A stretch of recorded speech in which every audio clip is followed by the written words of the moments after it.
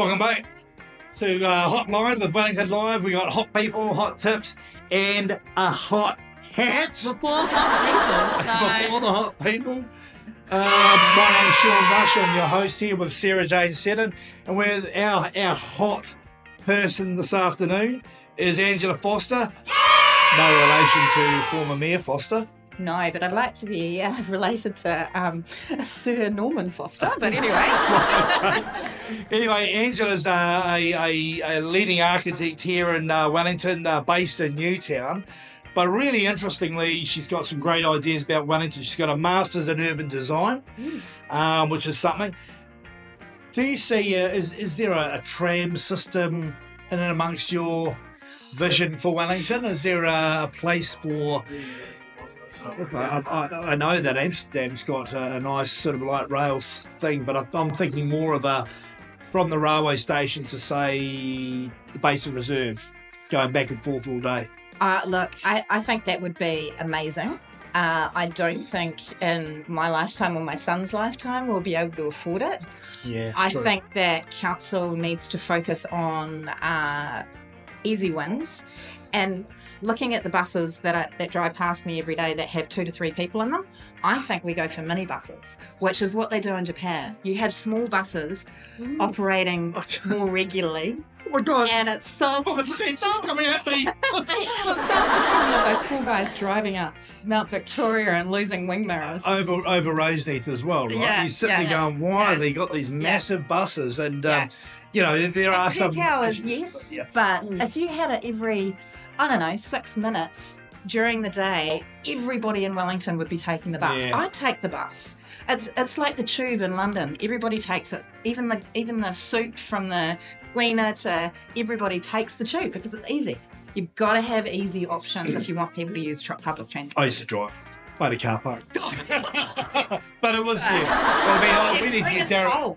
Bring city tolls. Yep, no, absolutely. To pay for it. Yep. Because anybody who wants to bring their... And give exceptions to things like Ubers and accessible vehicles and trades and things like that. But if you limit the amount of cars that are coming into the city by charges, inner city charges, it will solve that problem because it becomes a financial decision. Yep. And then people do get on the buses. Yeah. Sarah Jane? Also from the audience as well, I hear you like sailing. Apparently. Oh, yeah. Yeah, I was going to explain some sailing. A lot of wind here in Wellington. Okay, yes, it's either, 5 knots or 50. But, yeah, I know. but yes, love it. I mean, and that's why I love Wellington. I live in Mount Victoria. I can wander down to the yacht club. I can walk another 10 minutes to the gym. I mean, that's the beauty of Wellington. It's such a dense city that you can do so many things in a couple of hours, which you just can't do in places like Auckland. You've got to have planning. Yes, yeah. Fantastic city. That's why I love it. I've been here all my life. It's a beautiful city. Where's your favourite restaurant? Oh, gotta be Dragonfly, I think. Dragonfly. Oh, love it. There we go. Love the garden bar. Yeah. They always let us in, whether it be standing or, Okay. Yeah. You got a favourite beach? Oh, I love Lyle Bay. I used to have a dog. I'm the same. I used to have a dog, and it's one of those beaches that just blows the cobwebs away. And it's got great cafes too. Yeah, absolutely. I think actually it's a real jewel. I mean, the coming from Hawke's Bay, where you can cycle with your surfboard and find that it's completely flat and a waste of time. Yeah. You can go Lyle Bay, and just about every time you'll get some sort of joy out of that place. And I think it's a real jewel. But we're going to wrap things up now. Sarah Jane, you got anything else? No, I think that's it. Well, thanks so much, Angela, for coming on. I love your vision. It's just, it would be great if someone who is running, for mayor next year could pick up some of those ideas and maybe run with them. Yeah, exactly right. So thanks very much, and good luck. Thank you. Question from the cameraman: would you run for mayor? No, but I. Well, 50 50% of the time people love you, 50% of the time people hate you. No, So that wasn't much. Angela Box at the mayor. If you were the mayor, what would you do? A Foster.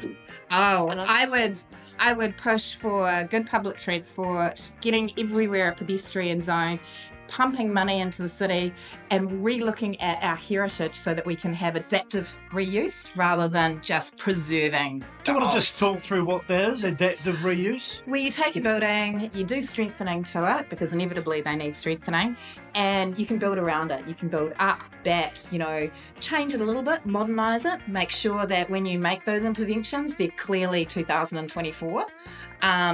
But you respect the building, and so you turn a power station into a block of flats like they do in London. That sort of thing. Yeah. And there's some amazing examples overseas where they add 3 or 4, and Melbourne, for example. So you could turn the bucket fountain into a cat hotel. Absolutely, pigeon hotel.